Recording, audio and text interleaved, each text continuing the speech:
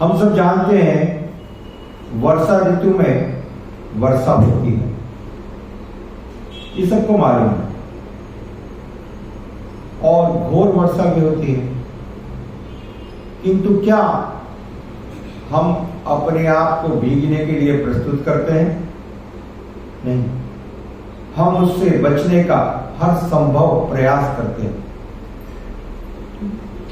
ठीक उसी प्रकार से यह ज्ञात है कि द्वापर युग के बाद में कलयुग प्रारंभ हो जाएगा, ये ज्ञात है।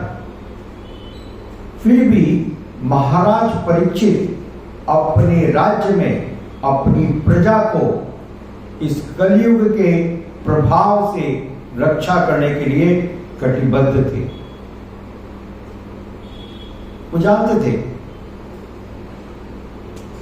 क्योंकि ऐसा कैसे मालूम पड़ा कि कली का प्रवेश हो गया? कृष्ण कृपा मूर्ति श्रील एसी भक्तिवेदांत स्वामी प्रभुपाद जी स्पष्ट शब्दों में लिखते हैं, लक्षणों के द्वारा, सिम्टम्स। जैसे कोई बीमारी होती है तो डॉक्टर हमारी बीमारी को लक्षण देख करके पहचानता है, सिम्टम्स देख। सर्दी लग रही है, कपकपी आ रही है, बुखार तेज हो गया तो आपको मलेरिया हुआ है, सिम्टम्स देख कर पहचान। महाराज परीक्षित ने अपने अनुचरों से सुना, इस सूचना को प्राप्त किया कि अब हमारे राज्य में नशाखोरी हो रही है, व्यभिचार हो रहा है, स्त्रियों के साथ अवैध संबंध बनाए जा रहे हैं, जुआ खेल रहे हैं। तो इन सारे लक्षणों को जान करके उन्होंने इस बात का स्पष्ट अनुमान लगा लिया कि अब कली ने मेरे राज्य में प्रवेश कर लिया है, और वे तुरंत उस कली के ऊपर आक्रमण करने के लिए तैयार हो गए, तत्पर हो गए, क्योंकि वे क्षत्रिय हैं। क्षत्रिय किसी भी चुनौती का सामना करने के लिए तत्पर रहते हैं। ऐसा नहीं है कि ठीक है भाई अब आ ही गया तो आने वाला था, अब क्या प्रॉब्लम है, देखेंगे, नो। और वे कली से युद्ध करने के लिए तैयार हो गए कि अब मैं उस कली की हत्या करूंगा और जिससे मेरी सारी प्रजा को बचाया जा सके, इन दुर्गुणों से, इन कुरीतियों से बचाया जा सके। ये दुर्भाग्य की बात है, कलयुग में आप देखिए, आज के समय में हम देख रहे हैं यही चारों चीजें पूरी तरह से पनप रही हैं। सारा जो व्यवसाय है वो इन चार चीजों का है। सारे देशों में आप देखिए प्रोस्टिट्यूशन लीगलाइज किया जा चुका है, अब वो कोई ऐसी बात नहीं रही। शराब लीगलाइज किया जा चुकी है, जुआ लीगलाइज किया जा चुका है, जगह जगह पर सरकारें इसको खिलाती हैं, गवर्नमेंट ने खोल रखे हैं केंद्र, और ऐसी बात नहीं है, प्रमोशन किया जा रहा है। आज यदि आप देखो डिजिटल मीडिया, गलती से आजकल जैसे आप देखते हो छोटे बच्चों के हाथ में भी मोबाइल रहते हैं, दिन भर मोबाइल रहते हैं, तो क्या होगा? सारी एडवर्टीजमेंट, सारे इस प्रकार के जो प्रचार दुष्प्रचार उस पर अचानक प्रकट होते हैं, राइट? और क्या वो बच्चा उसको समझ पाएगा? वो उसके प्रभाव में आ जाएगा, और फिर आपका बच्चा वो आपका नहीं रहेगा, वो कली का हो जाएगा। आपने जन्म दिया परंतु उसने उसको पाल पोस करके बड़ा किया, राइट? आपके घर में आपका बच्चा कली की शरण में चला गया। तो इस प्रकार से सारी व्यवस्था को इसने समाप्त कर दिया, कंप्लीटली डिस्ट्रॉय महाराज परीक्षित ने जब इन लक्षणों को देखा तो उन्हें बड़ा क्रोध आया और अपने कर्तव्य को समझ करके रिस्पॉन्सिबिलिटी, ये राजा की रिस्पॉन्सिबिलिटी है, प्रत्येक नेता की रिस्पॉन्सिबिलिटी है। श्रीमद् भागवत में बताया गया पिता और माता भी नेता हैं, अपने पुत्र के, अपने पुत्री के स्वाभाविक नेता हैं। कोई भी बच्चा, आप देखो एक छोटे बच्चे को पूछो तो वो सोचता है मेरे पिता सबसे श्रेष्ठ हैं, राइट? He automatically thinks, और वो अपने पिता को अनुकरण करता है, उनको कॉपी करता है, राइट? तो शास्त्र में कहा गया है कि आप जब तक अपने ऊपर निर्भर व्यक्ति को जन्म मृत्यु के चक्कर से बाहर नहीं निकाल सकते हैं, तब तक आपको नेता बनने की कोई योग्यता नहीं है। यदि आप माता पिता हैं तो आपको अपने संतान को जन्म मृत्यु के चक्कर से बाहर निकालना होगा, यानी सुनिश्चित करना होगा कि वो भगवत भक्ति करे। ये जिम्मेदारी है। आजकल दुर्भाग्य से लोग सोचते हैं मैंने अपने बच्चे के लिए, अपने बेटे के लिए, अपनी बेटी के लिए अच्छा मोटी रकम बैंक बैलेंस छोड़ दिया है, मेरी जिम्मेदारी पूरी हो गई। यही बात है ना?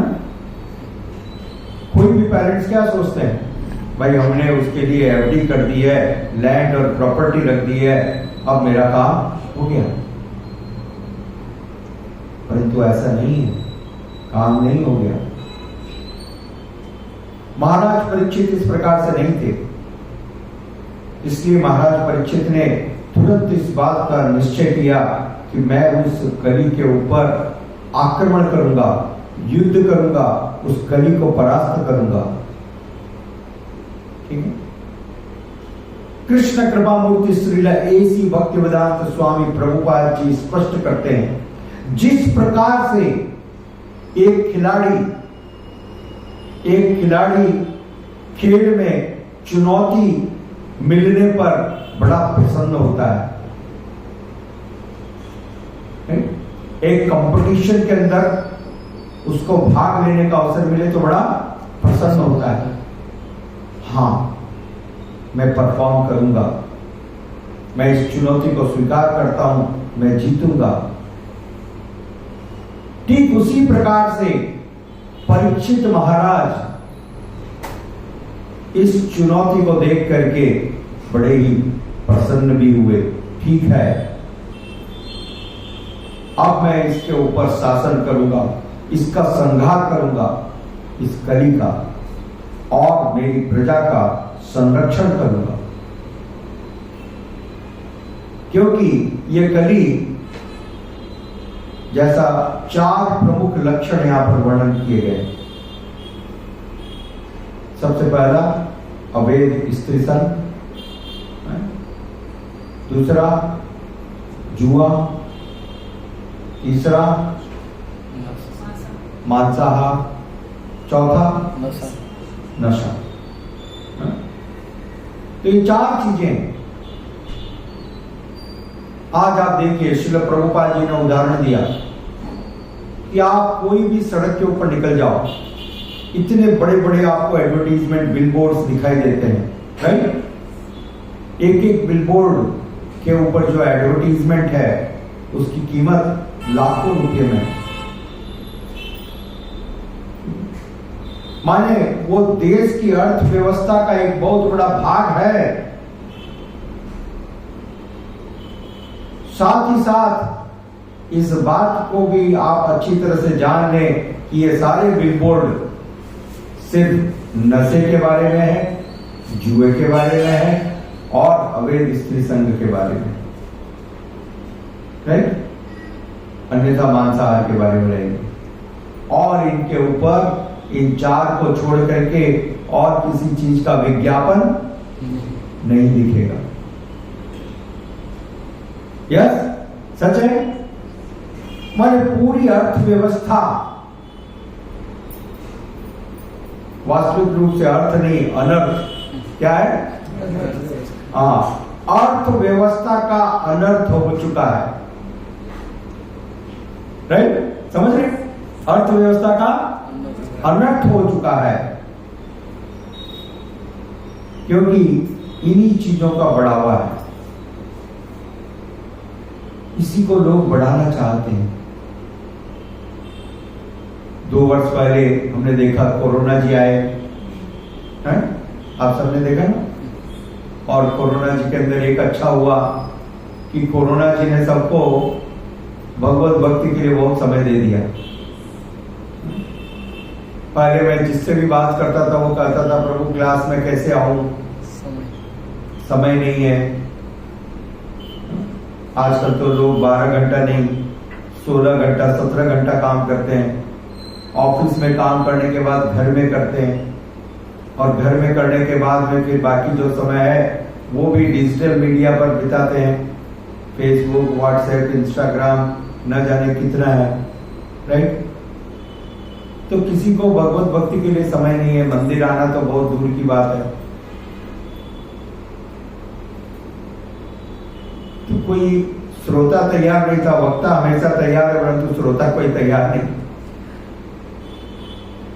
तो जैसे ही कोरोना काल लगा और प्रधानमंत्री ने घोषणा की कि अब कोई घर से बाहर नहीं निकल सकता है, कोई भी संस्था खुली नहीं होगी पूरी तरह से, तो दूसरे दिन मेरे में विचार पौधा कि अरे अब तो बहुत अच्छा समय है, ये तो श्रेष्ठ समय है। घर में सब कोई बैठे हुए हैं। मैंने अध्ययन करना प्रारंभ किया, और फिर मन में एक बात आई कि अरे अभी सभी कोई इसी प्रकार से बैठे होंगे। तो मैंने भक्तों से फोन करना शुरू किया, पूछा भाई देखो क्यों ना अब हम भगवत गीता का एक अध्ययन करें। और तब सब स्वीकार हो गए, हाँ हाँ ठीक है ठीक है ठीक है, अच्छा आइडिया।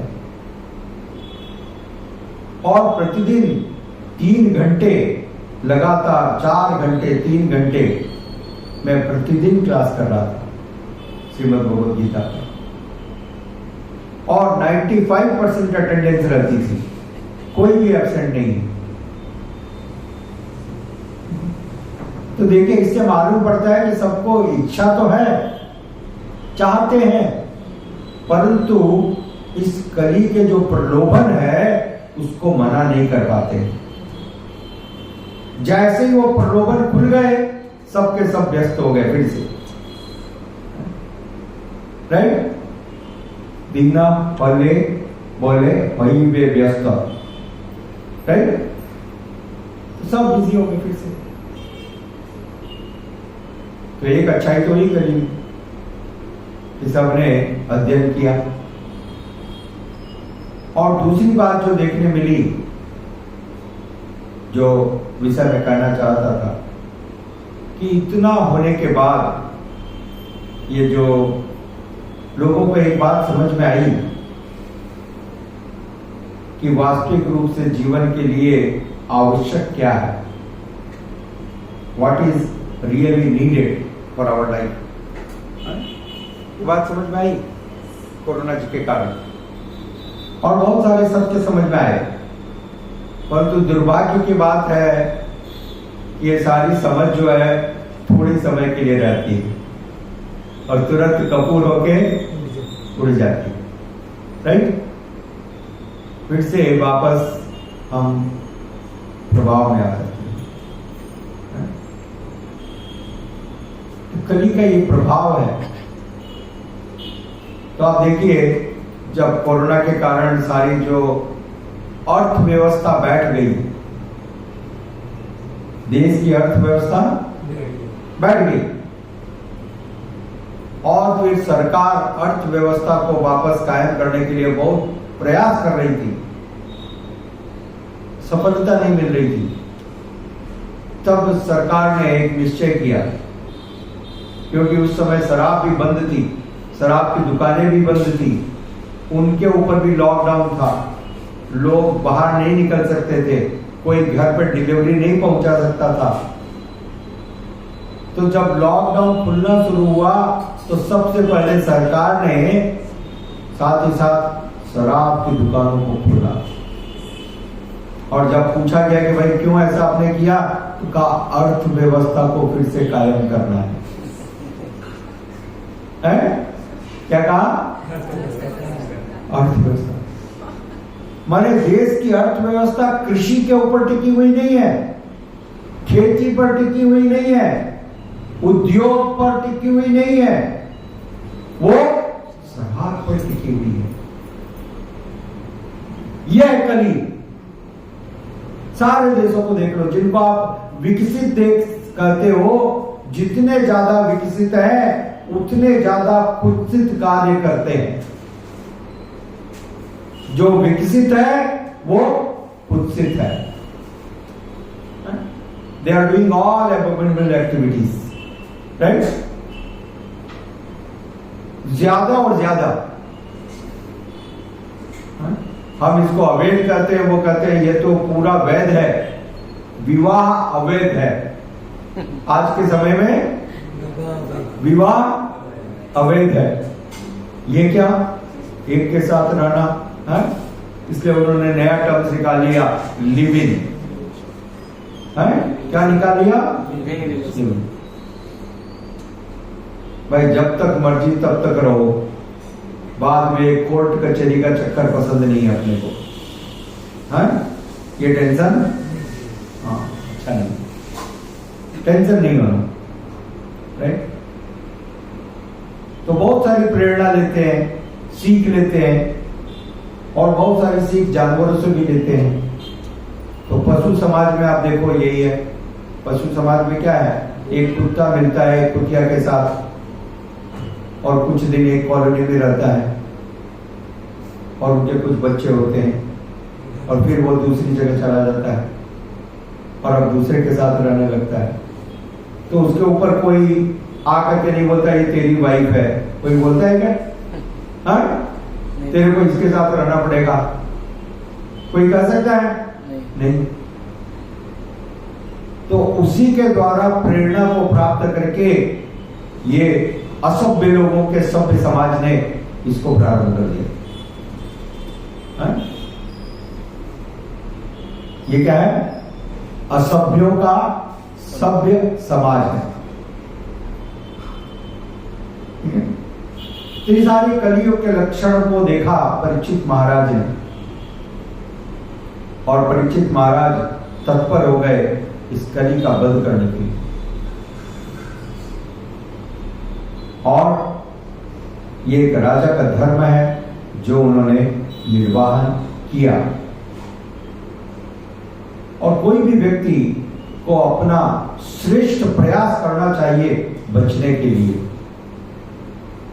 बारिश आ रही है, ठीक है, हमको मालूम है, पेपर में लिखा है, टेलीविजन पे बताया गया कि बारिश आएगी, घमासान, घोर वृष्टि होने वाली है, परंतु क्या आप अपनी रक्षा के लिए प्रयास नहीं करोगे? आप रेनकोट नहीं लोगे? आप छाता नहीं लोगे? निश्चित रूप से लोगे। तो उसी प्रकार से कलियुग प्रारंभ हो चुका है। ये कली के लक्षण है। कली का दुष्प्रभाव होगा, बढ़ेगा, परंतु हमको अपने बचाव के लिए पूरी तैयारी करनी चाहिए और कर रहे हैं। यह है समझदारी। हरे कृष्णा, धन्यवाद।